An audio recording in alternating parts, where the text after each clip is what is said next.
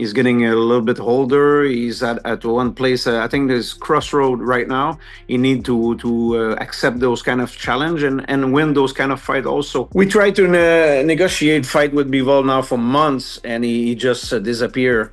Like I know at one point Riyadh season want to organize that fight, and at one point there was some people in Russia who want to organize that fight in Moscow. Artur Beterbiev and Dmitry Bivol were on the verge of completing a trilogy that many argued would definitively settle the light heavyweight division, but what happened next changed the storyline entirely. This called for a trilogy by everybody, and this makes sense because they're 1-1. So why is the trilogy not happening? Why is Beterbiev fighting a no-name in Nicholson and not Dmitry Bivol? The analyst Big Donch at a private YouTube channel started off by questioning the haste to dub fighters as ducking when a demand breaks down. He did admit that people would criticize Bivol by insisting on being in Russia, but believes that it was not so strange considering both men have Russian roots. The thing was that national pride must make the place admissible on both sides. The only criticism I could understand towards Bivol is he really wanted this fight to happen in Russia, which is his home country, but technically it is Beterbiev's home country as well. However, Beterbiev does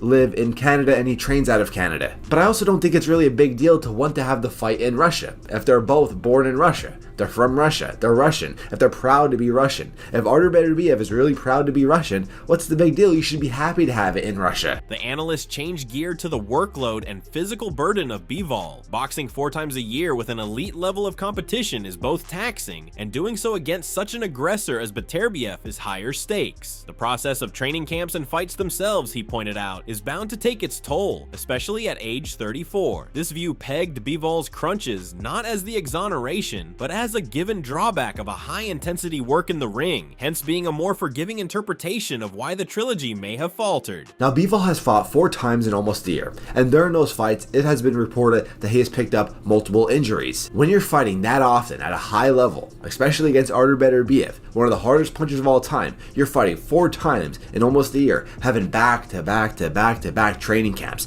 damaging the body, putting a lot of wear and tear on the body. At 34 years old, your body's going to take damage, and that's completely understandable. Immediately after the second fight, both Artur Beterbiev and Turki Alalshik were quite interested in organizing the third match. The wave was set, the competition was on, and the stakes had never been as high as now. Beterbiev, still having the bruises fresh after fights, was eager to reenact it, and Alalshik, whose work thrives on such big fights, had no problem making it happen. We come back, we saw Turki Alalshik come up to you right after, put 3 fingers in the air, saying third fight. Is that what you want? A rubber match with Dmitry Bivol?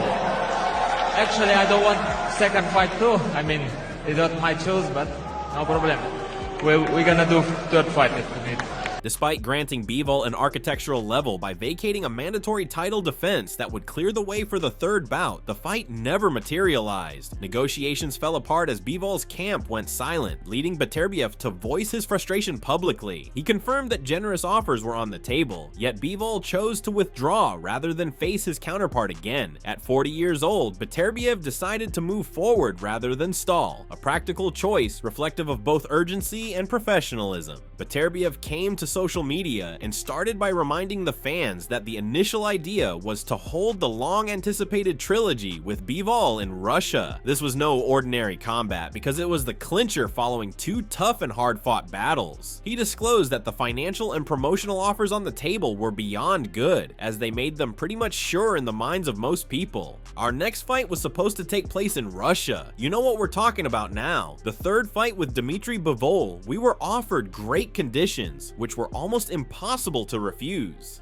Beterbiev indicated clearly that he had done all the necessary work of making the fight a reality. His wording indicated a great deal of frustration as he indicated that this was not the first time Bivol backed away from negotiations. He painted it as a sign of retreat, thus meaning that Bivol is naively or perceptively dodging the challenge. He then said, "For my part, I did everything to make the third fight happen, but my opponent chose the path of retreat again. I've waited long enough, and I don't intend to wait any longer." Beterbiev has ended by giving a pronouncement of what he is going to do and of defiance. He did not want stagnated negotiations to keep him inactive and validated a fresh date for the Riyadh fight. Labeling this as the next step in his path established the fact that he would not give up his regular activity as a light heavyweight even without Bivol. This was more of a message to fans and to future opponents. He is in motion and the train is not going to stop. He decided, saying, "Sitting around doing nothing while someone else is resting is too much. See you on November 22nd in Riyadh. I'm continuing my journey no matter what."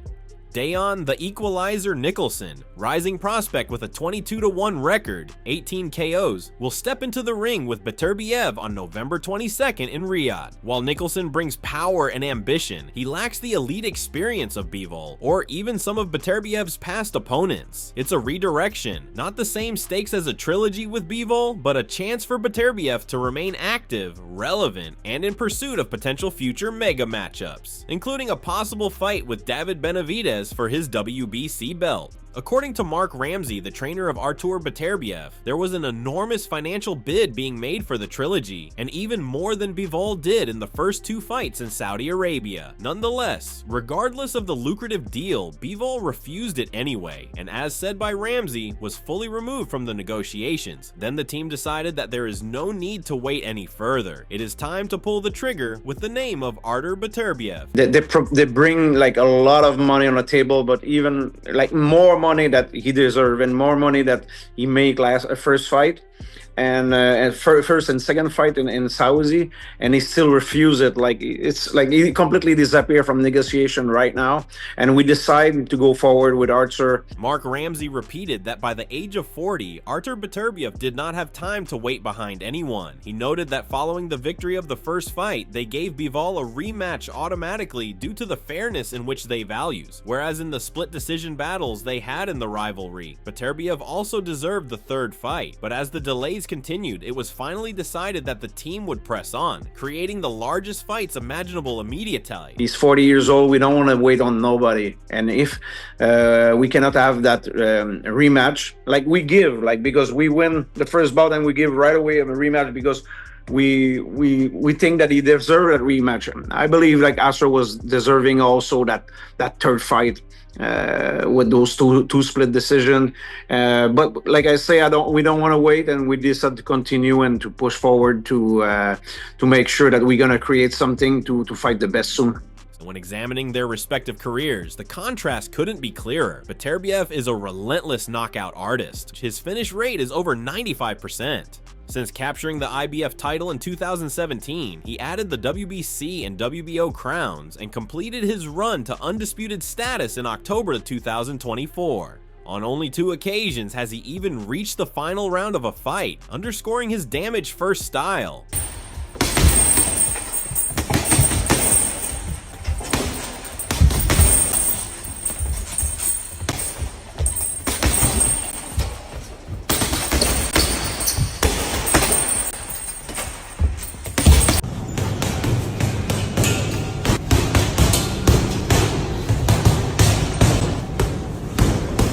Mark Ramsey made it abundantly clear that the trilogy was nonetheless a fight he was still very much interested in doing, and Beterbiev was too, but there was admittedly a certain amount of frustration that it was not occurring. Nevertheless, he pointed out that there is a lot of other exciting stuff in boxing other than Bivol. There were still lots of interesting names in the division left, and as such, they decided to proceed and seek them like they did in the case of the provided matchups before long passing the time. Was there any information as to why that position is held by Bivol? Was it an injury or a certain time when they wanted the fight, or anything of that nature?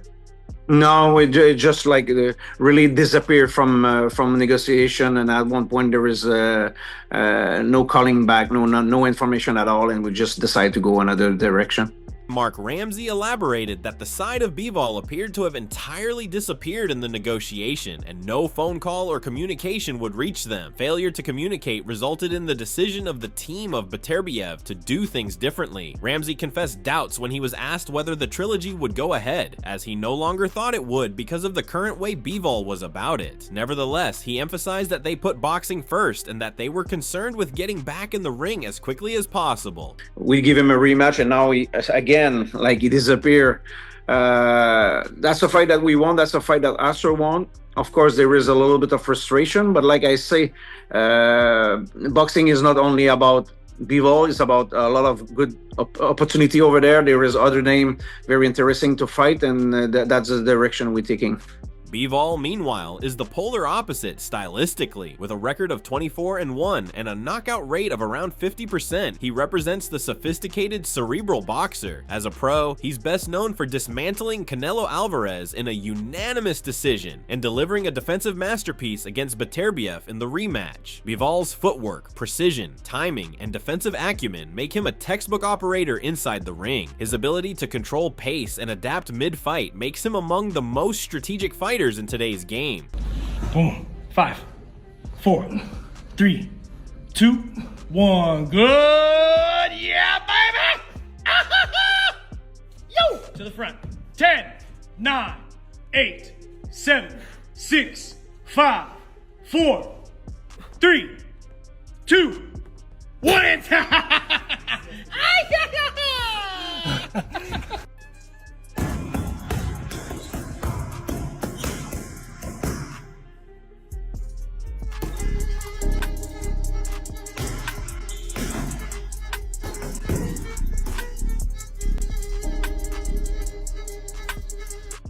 The two fights between them were sealed with strategy, adjustment, and nuance, just as much as with power. Beterbiev's win came via calculated aggression and power. Bivol's redemption match was a stylistic chess match, where patience and timing dictated outcomes. Each man proved they could impose their will, making a third fight so tantalizing. But when it unraveled, fans were left to wonder, will the trilogy be revived? Or was this rivalry destined to remain two acts? Mark Ramsey, Beterbiev's trainer, voiced the practical side of the situation and the frustration behind it. We tried to make the third fight happen. We waited long enough. Now we move on. Champions need to fight someone, and Nicholson steps up. Beterbiev himself echoed the sentiment. I did everything to make the trilogy happen. I won't be waiting forever, so if the opponent disappears, I'll go find another one. His resolve shows both pride and an understanding of boxing's mercurial nature. Commentators suspect Bivol may have been positioning himself for a bigger payday, perhaps waiting for the outcome of Canelo versus Crawford, rather than opting into a risky trilogy. Following what has turned out to be a very tight competition, iconic ring announcer Michael Buffer has taken to Twitter publicly expressing his desire to see the two superstars Dmitry Bivol and Artur Beterbiev face off in one final battle. He envisioned the trilogy as the perfect means of settling the score between two of the light heavyweight best fighters in sports, since the combat has been fraught, skillful, and dramatic in their first two meetings. Classic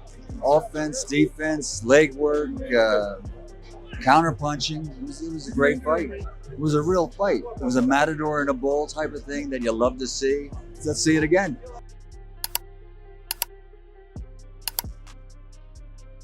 After two hard fights in a row against Artur Beterbiev, Dmitry Bivol acknowledged he received serious punishment from his shell. He said the wear and tear on his body fighting twice in 2 wars in less than a year, as well as fighting some of the heaviest punchers in boxing, had taken a beating, and he was struggling through injuries before, to even bringing into consideration a trilogy against him. Bivol emphasized the necessity to get all of his healing done so that he was in his prime state to climb back into the ring. Third fight, no problem, but I want to take a little bit rest to heal myself a little bit because I had some injuries and I need to recover.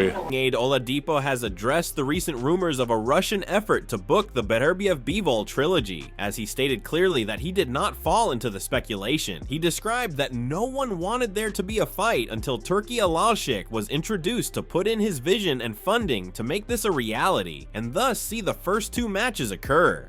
Artur Beterbiev asked Dmitry Bivol of a trilogy bout, how old do I have to be? I don't know what's going on here. I saw something the other day where it seemed as though both Bivol and Beterbiev said to Turkey that they want this fight to be in Russia and that someone from Russia's putting the fight on. And I think Turkey, this is, I think, according to Mike Coppinger, Turkey was like, okay, I'll give you permission to go and do whatever you want to do. With the rivalry turning to flame and with the hype at an all-time high, Oladipo added opportunists have emerged, all aiming to gain credit from people not worthy of it. No. I feel like no one wanted to make this fight until Turkey came along, because financially, this fight wouldn't have made great money on pay-per-view. Both fighters wouldn't have got paid. Turkey almost overpaid for this. It was a big hardcore fans' favorite fight, but the casual fans weren't interested in this. And then obviously the second fight. The third fight's got to be a Riyadh season fight. For me, you've got to run it back on Riyadh season. Dmitry Bivol provided a forthright evaluation of the punching power of Artur Beterbiev after his defeat. He detailed why the strength of Beterbiev would not only be the ability to deliver one knockdown blow, but that every blow that Beterbiev punched would always be a full-powered strike. You know, he's not about he has heavy punch and it's very dangerous. No, he's about how strong he is, and he's not only one punch. When he's trying to punching combinations, Yeah. all punches in the combinations are heavy. Yeah. You know, it's not. I could compare like with the Canelo, yeah. Bivol mentioned that all of Beterbiev's attacks were heavy with good punches, and each punch was equally deadly. Such ferocious consistency, he acknowledged, was what made Beterbiev such a scary and tiresome opponent to deal with. He put all his energy, all his power on single punch. Yeah, And yeah, maybe single punch sometimes he's harder, Canelo, yeah, than Beterbiev. No way. Because Beterbiev didn't like do close like up. Beterbiev was more like close and compact. compact. And that is the ugly truth, the sheer force of Artur Beterbiev on display due to Dmitry Bivol once again going behind the curtain call. It is not the timeless sudden death one-punch knockdown then, it is the relentless pressure of every blow coming in volleys that never allow you to recover. It is the type of pressure that makes the hardest champions crumble to their knees, and that is what Bivol experienced. The question now is how many more there will be. Does boxing have that third and final act, the trilogy that could be remembered as defining an era, or is this chapter already closed and no one controls the writing of the Death Part 2 question mark? Fans have wanted to see this finale, but Beterbiev and his camp have been ready, and even Turkey Alalshik was agreeable to get it done, and yet here we are still waiting. Do you reckon? Is it still possible? Or is it time to move trumps? Comment below and smash that like button. Subscribe to see more Fight Night drama.